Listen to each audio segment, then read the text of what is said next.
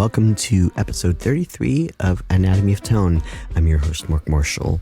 In this week's podcast, we're going to check out an overdrive pedal I'm very excited about from a company called Sarno, and the pedal is called the Earth Drive pedal.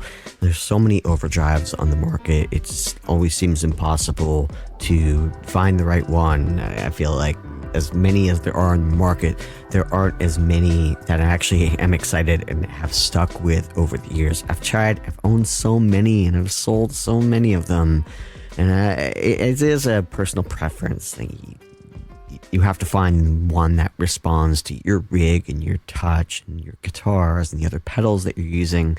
I've just always struggled with it because I like overdriven amps the best. I really like to push tube amps and get them to that point of just saturating, and then sometimes use another pedal to add more onto the gain staging.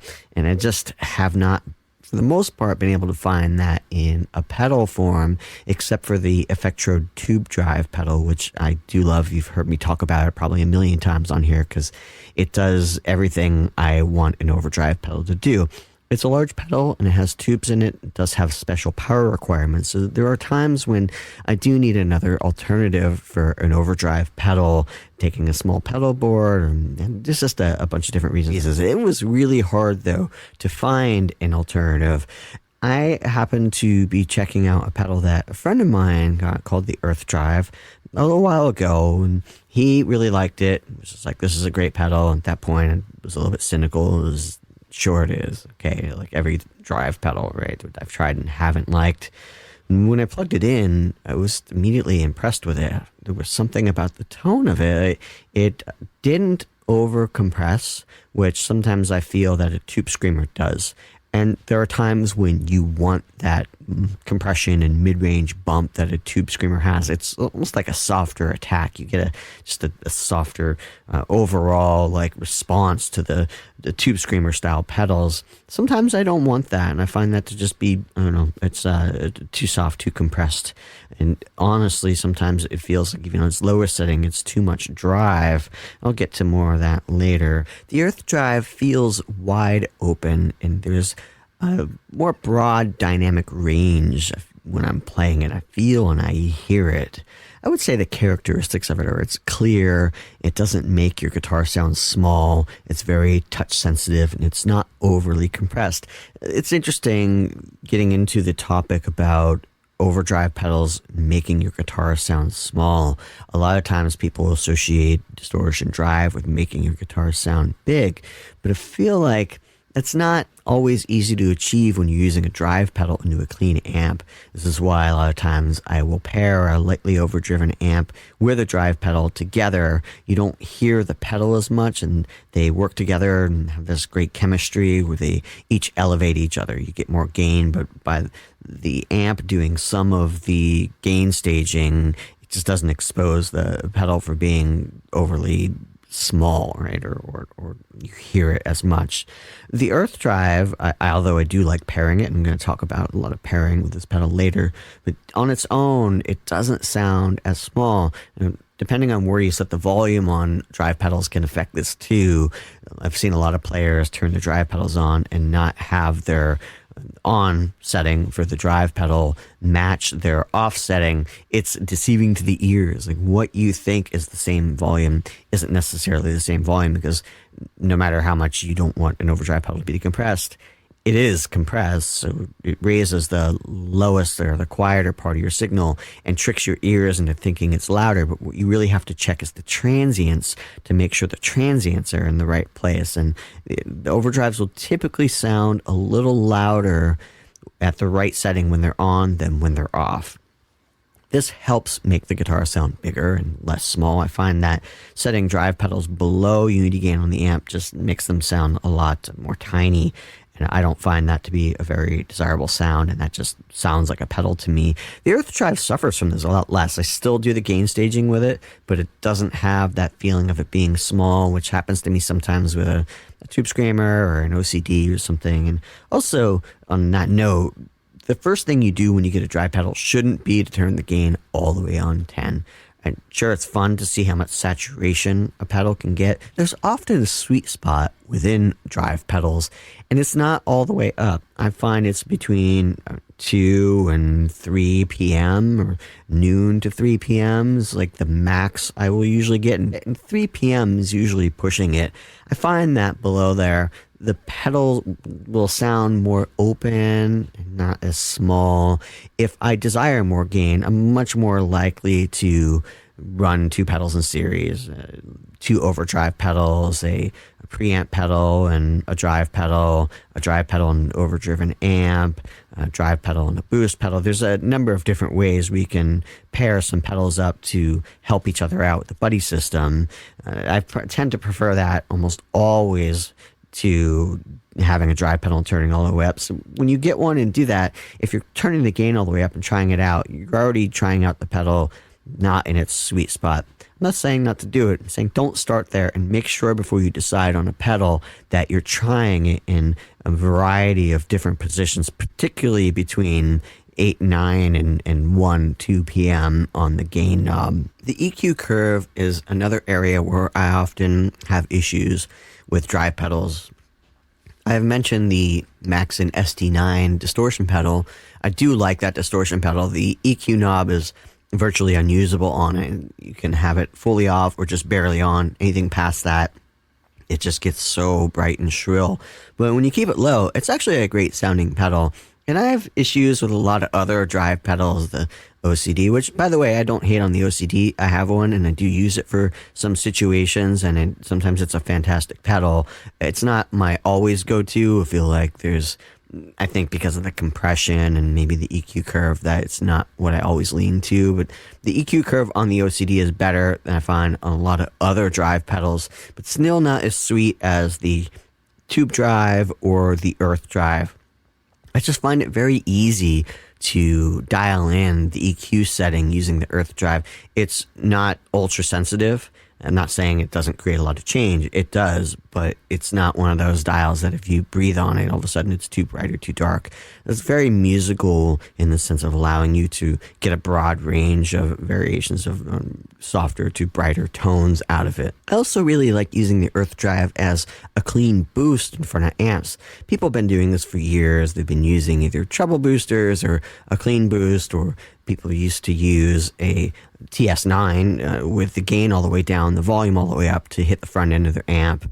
You know, Stevie Ray Vaughan did this, and a lot of guitarists used to do this in front of their Marshalls. I use the earth drive in the same way, but I find it even sweeter because it doesn't share some of those limitations. For me, what are limitations with the Tube Screamer? For other people, they may be benefits, and there are times, again, where I do use the Tube Screamer for that purpose, for that sound.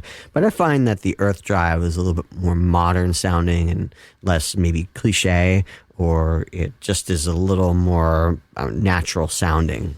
Another conversation worth having is the topic of pairing amps with pedals. And there are certain overdrive pedal and amp combinations that work better than others. You'll notice this when you get drive pedals. It's a little tricky to find a drive pedal that works equally as well with every amplifier, but I think Sarno has done it. The earth drive, and you'll hear in these examples I've done, paired it with a lot of different amps, and Tweeds and Vox and Marshall and Black Panel Fenders, and it just really sings with all of them quite well. I didn't really find a weak spot with it that I felt like I wouldn't use this in this application. I know it sounds like I don't have anything to say about it. I think probably because I don't, because it's a pretty great pedal. It doesn't give you a huge amount of drive. So if you're expecting a distortion pedal with tons of saturation, it gets dirty, plenty dirty, but it's not, say, in the same camp as something that's just a higher gain pedal. So maybe if you're looking for a high gain pedal, that's not what you're looking for, but for all the colors of overdrive versus distortion, it's fantastic. It's interesting. I guess it shouldn't be such a surprise that Sarno has created such a great pedal. They make preamps, tube preamps for guitars, and they make a tube direct box for pedal steel. They have their finger on the reaction and the circuitry of real tube amps. seems to me that that knowledge and expertise went into the design of this pedal. It also works well with humbuckers for single coils or P90s. I've tried it with a variety of guitars, and in each situation, didn't even really have to change much on the pedal. It just worked. It seems to be very, very universal when it comes to being able to be used in a variety of applications, but it's not generic. Sometimes that universal word comes up and you just think, okay, it does everything, but doesn't have any personality. It has the right personality. It does all the jobs really well, and it's in a fairly small box and takes 9-volt power, so it works well on medium-sized to smaller pedal boards. It's not a mini pedal. It's a little bigger than an MXR pedal, but a similar rectangular shape. Let's check out some examples of my experiments using the Earth Drive. I've been working on a couple of new compositions this week and felt like I would just explain how I ended up using this and why I chose it in the sessions and how it's being used in the real world as opposed to just some jammy examples. This first song I'm working on is part 80s, part 90s vibe. I'm not done tracking it yet, but I use the Earth Drive in a variety of different applications of the song, from saturation for drum machine and synthesizers to bass and also on guitar. I'm going to just start off by playing you the full song. This is a rough mix. I am not done. There's acoustic drums to be tracked on this, so what you're hearing is a work in progress. It gives you a little bit of an idea of what a song sounds like when it's midway through its evolution. I'll be tracking drums in 2 weeks, and then I'll play you the full mix when it's done. Let's listen.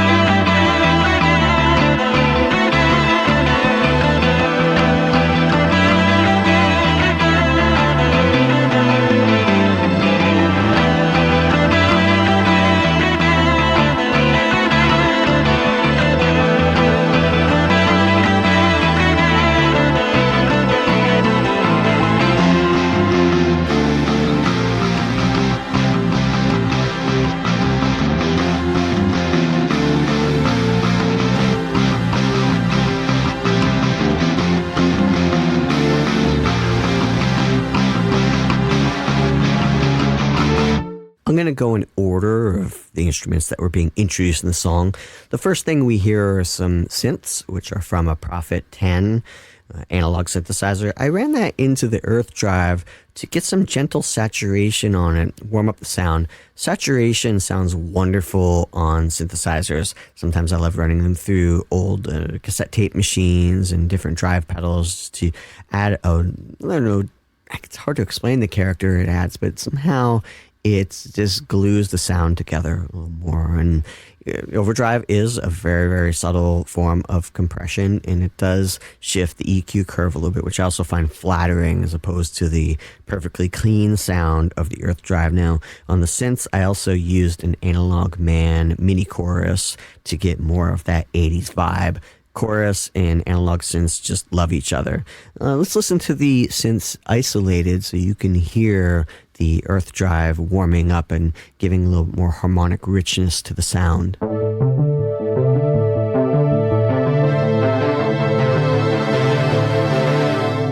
One thing people don't realize is that the drum machine sounds and the synth sounds from the 80s were pretty heavily processed. Sometimes when you get an old analog synth and you plug it in and you're going through the presets and you're like, this is what it sounds like. It's not like it's bad, it just sounds very different than the end result. So I'm using the Earth Drive and the Analog Man mini chorus to do some of that processing as would have been done in the 80s. Let's hear another synth part that was also saturated using the Earth Drive.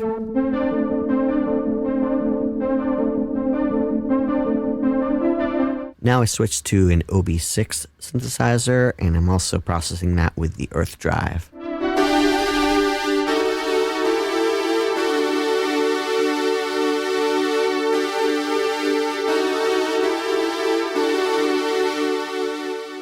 Let's move on to the next character in the production, that is the bass. I used a Fender Bass 6, and I split the signal, so it went to a DI, which then went into an API preamp and a purple MC77 compressor. I also ran one of the signals out of the DI box to a vintage V4B Ampeg head with an Earth Drive placed in between it. So the Earth Drive was only going to the Ampeg for some saturation, but not a ton. I wasn't overdriving it hard. I was just looking to focus the sound in a very specific way. I wasn't looking for this bass part to be super low and heavy in the sense of like covering root notes. It was more of a melodic bass part. I was thinking late 70s, early 80s with this, a lot of the new wave or post-punk era sounds, and I wanted to blend the saturated and clean together and to culminate in one sound that was going to stick out in a mix when I was playing with the bass with a pick. Let's listen to it.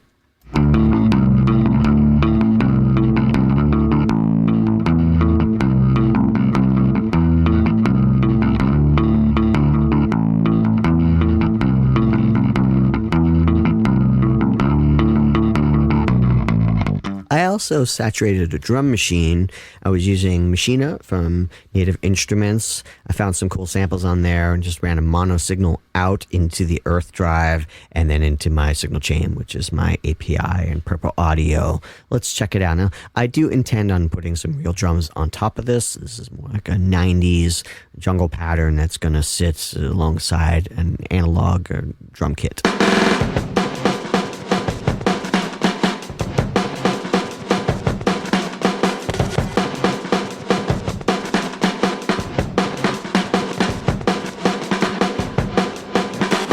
I prefer to use pedals for this function rather than saturation plugins, and there are some great saturation plugins. I just find that drive pedals sound a lot cooler with drum machines and synthesizers in general.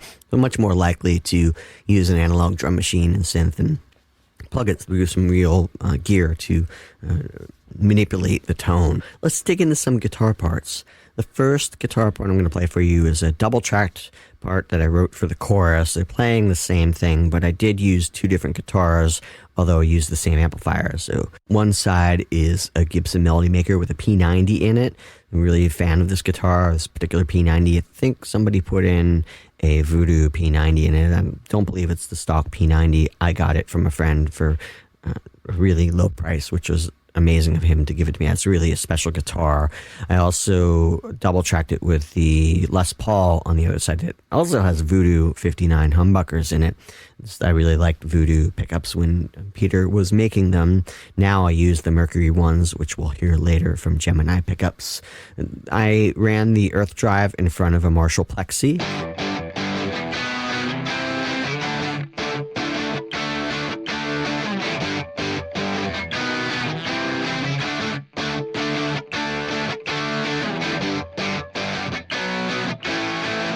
One note about recording plexis, I find that most of the plexis I've played through are pretty bright, and this is a non-master volume plexi. I find that a Pultec EQ really works well with it, just to give it a little bit more girth. I'm just using it to push a little bit more of the low end in that particular track, so it sounds a little fuller. I used a Vox and a Stratocaster for this next example. I have the Earth Drive on. The Vox was saturating just a little, and then the earth drive was a little as well. I also have a retrosonic chorus, which is basically the original Roland or Boss chorus circuit that is the CE1. It's that same circuit that I have in series. Let's listen.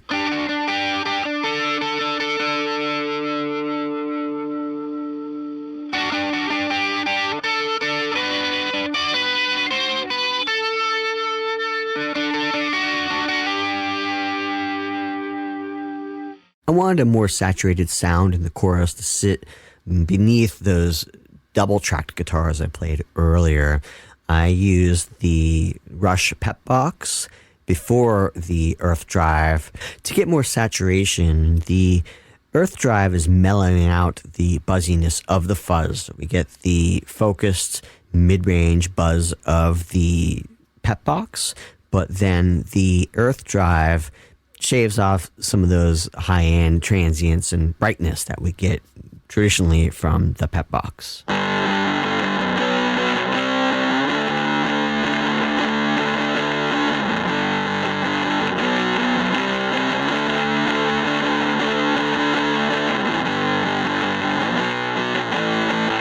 You're going to hear some of my post-punk influence in the bridge rhythm guitar parts. And, of course, first wave punk, The Clash, and also Gang of Four. And there's a lot of that early music, Killing Joke, and a lot of those bands whose sounds have really inspired me over the years. This is a little bit inspired by that. I used the Vox again, Telecaster. I used the Earth Drive. It's less saturated than the other pairing of the Earth Drive and the Vox. It's more of a cleaner sound. I just wanted to contain some of the transients a little bit. Clean sometimes is, I don't know, you don't get enough sustain out of it. You just feel like you get that very fast attack, a very percussive attack, and then it disappears. So there's times I want more length to the tone, and I feel like using an overdrive pedal in more of a saturation mode, or very, very late overdrive mode, allows you to get more of that length out of the note. So it tames the transient a little and also lengthens the note.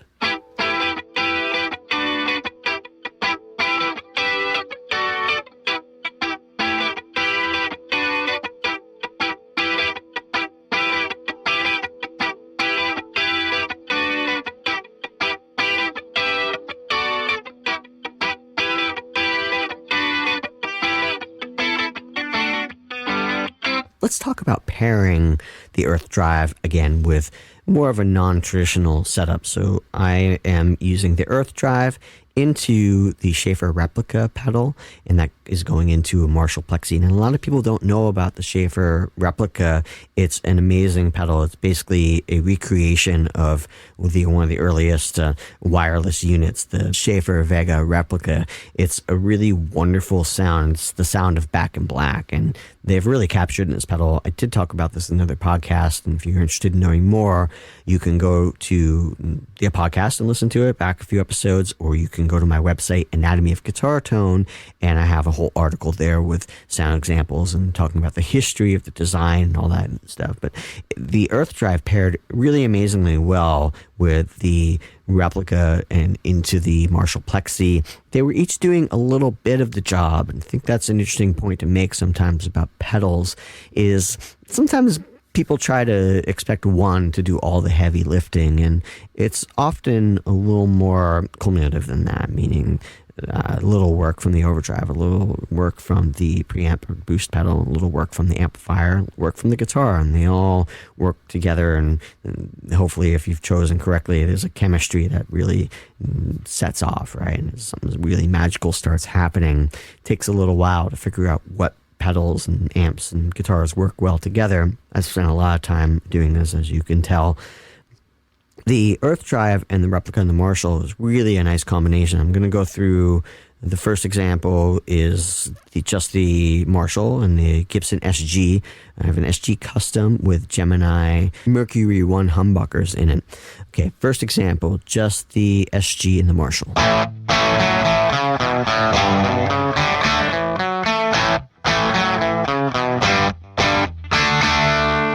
It's not a bad sound on its own, but let's add in the Earth Drive now, which is going to add a bit more gain to it.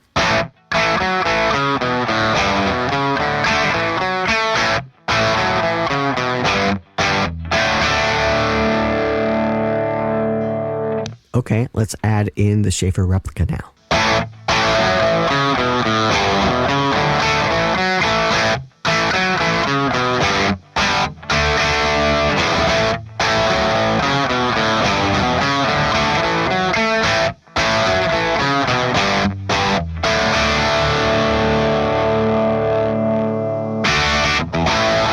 I was using the UA aux with the Vintage 30 speakers for that example. I also did a solo over that chord progression with a lead sound, and I was using a little more hair on the earth drive and a little more output from the replica to push the Marshall harder.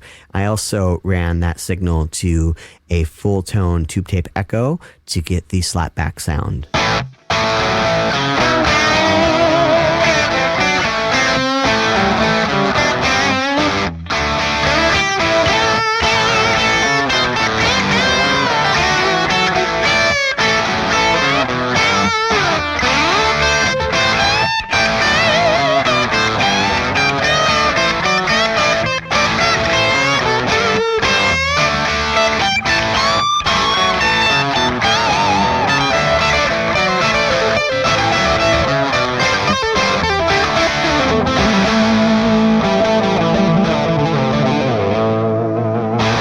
Again, that was using the Vintage 30 cab emulation on the Universal Audio aux. In the examples where I wasn't using the aux, which were most of the guitar tracks aside from the Marshall in the songs that we were just listening to, I was using a Toll G12 dynamic microphone, which is a dynamic mic that was specifically designed for miking guitar cabinets closely straight on the center of the cone, which is usually a difficult spot to stick a microphone like a SM57 or something. Although that's like a pretty common microphone to use, it will often be a bit harsh and need to add a lot of EQ to it to tame it. I'm not hating on the 57, it's a classic sound, but the G12 is definitely like an improvement in that area. I find that I have to fight with the EQ less, and it just sounds very natural and a lot more like the amplifier sounds when I'm in the room with it. I recommend that you check it out. It's really a fabulous addition to your mic locker. For this last example, I decided to compose something in the minimalist style, very much inspired by Steve Reich and his composition, The Four Sections. I was really into that piece recently and just studying the way that he approached composing it, and it just inspired me to experiment with some of those compositional techniques. I basically wrote two motifs that I knew were going to stack on top of each other in canon-like form, and then I was going to overdub alternate versions of those, basically displaced by a certain beat. This is called phasing in minimalist music, where you're basically offsetting the same part from one another, and it creates like a delayed effect. The difference is the delayed effect isn't being played back by a delay, so it is actually two separate performances. And I feel like within those independent separate performances, something happens that doesn't happen if you just use a delay or something, or you're looping, or you just cut and paste and offset the waveform. There's idiosyncrasies that exist within each performance you have, intonation, subtle rhythmic variations. I personally feel like the human brain picks up on all those little variations that exist in a performance. And if you're just cutting a one-bar loop over and over again, subconsciously you start to feel like you're listening to a broken record. I like the idea of repetition. If I do use loops, I tend to use longer form loops. In this case, I didn't want to use loops. I wanted to keep it very organic, so that by a minute in or so, even if you're hearing the same part, there's something a little different about it. I started with the two outer lines, which are essentially the foundation of the canon. There's a higher part and a lower part. And from there on, it's just either those two parts, doubled or tripled offset. I did check when I was writing to make sure that the harmonies were blending well together. I didn't have any dissonances that were rubbing an unflattering way before I moved on to the next parts.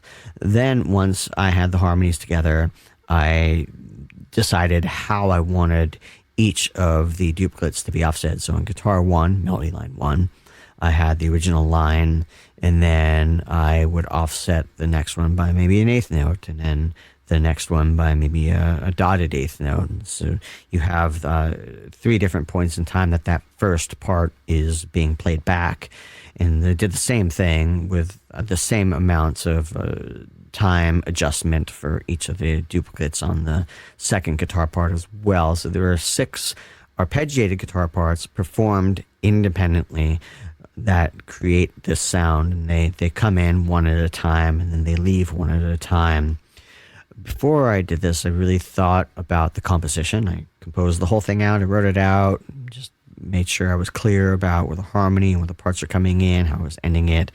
And then I thought about the guitar sounds. Something I was talking to my college students about this week was the power in pre-production. I think about it a lot in pre-production. By the time I have Pro Tools open and I'm starting to record, I'm an engineer at that point, and I'm just recording and trying to capture the ideas that I've written down. So I take time to make notes about what guitar, what pedals, what amp, and what preamp, everything that I'm going to use prior to recording a part. That way, I just get hung up less as I'm recording. I don't get as distracted. I could be in the moment of engineering and don't feel like I'm fighting the creative side of my brain. For this song, I decided that I wanted all the guitars to be glued together in some ways. Sometimes when I'm double tracking or triple tracking guitars, I will switch up the amplifier, I'll switch up the guitars. But I didn't want this. I wanted this to be congealed much like a piano is. And no matter where you play a note on a piano, it still sounds like it's from that same instrument. That's how I wanted this whole piece to turn out. And I wanted a bit of a rounder, woody, softer tone with a little bit of a more of a air with the resonance around the note. And I chose a Gibson ES335 with the Voodoo 59 humbuckers in it. The 335 is just great at capturing a nice woody tone. It seems to have a little more air around the note when you play it, which I wanted for this song. Sometimes when you use a solid body like a Les Paul or a Telecaster, it seems more direct. The note is direct. A 335 or a hollow body guitar seems like it's just got more of a halo around the note. And I wanted that. I decided to plug that into the earth drive because I wanted to use the neck pickup on the 335. And I find that using overdrives in a really light setting allows you to focus the sound of a humbucker, neck humbucker sometimes, which can be a little cloudy. I love them, but they can be a little cloudy. So this, in some ways, just managed to shift around the frequencies in a way that makes the neck pickup a little more articulate. I ran that into a Little King, which is from Headstrong Amps. It's basically a black panel Princeton reverb, but with a 12-inch speaker in it, and I mic'd it with the Toll G12 microphone. It's the only mic on it. I think you'll hear that there's just a natural open sound that you get from this combination, also just from being a mic'd cab. I feel like the air aspect is something that lacks in all of the modelers, even in the aux. For that reason, I still try to use a mic'd guitar cabinet for as much as possible, only on tracks that I need to cut late at night or maybe in a really fast setting that I don't use a microphone, but I will almost always still use a microphone for a recording that really matters.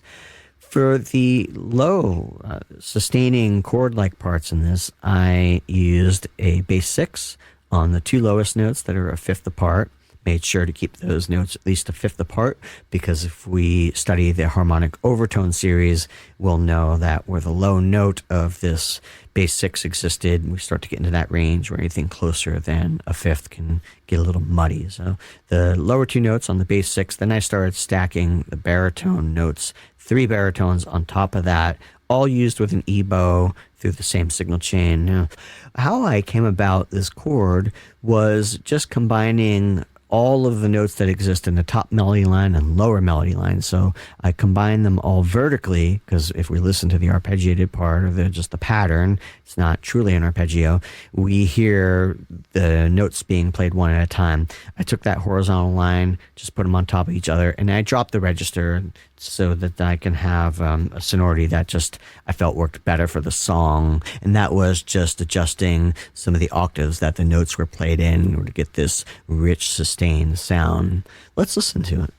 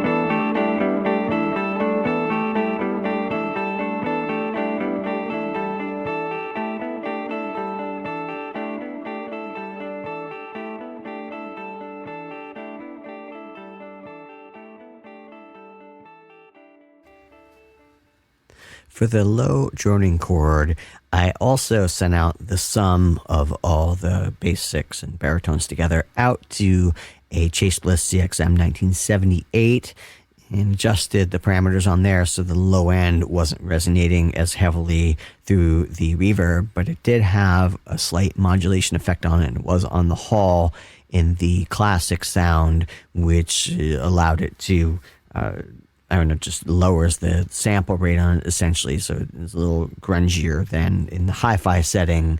It just added a little more wash to the sound. I also EQ'd the low end off of that reverb signal after it got back into Pro Tools, so it didn't muddy up my signal chain at all when going to the master bus. The reverb on the guitar is coming from the Valhalla Vintage Reverb, which is one of my favorite reverb plugins. I was treating it in stereo, and for that matter, I just didn't send it out to a digital reverb or an analog reverb. I tend to treat most of my outboard effects as mono devices because I'm mostly dealing with mono synths and guitars, so whether it's the Prophet or the ARP 2600 or it's my electric guitar Signal, I'm not dealing with a lot of stereo effects. So if I'm dealing with stereo, it's more in the box, and I don't tend to send outside of the Pro Tools to make those adjustments. I really feel like the Earth Drive is helping me get more the sustain, as I mentioned earlier, and less attack out of a perfectly clean amplifier. You don't really hear it so much. You almost wouldn't know that there's overdrive on there, but there is, and this is one of the many places that the Sarno Earth Drive shines, and being able to use it as a saturation, almost like a preamp device in front of a clean amp. You're really not getting a lot of drive out of it, but it's just helping to shape your sound in a favorable way. You can check out the Earth Drive at sarnomusicsolutions.com.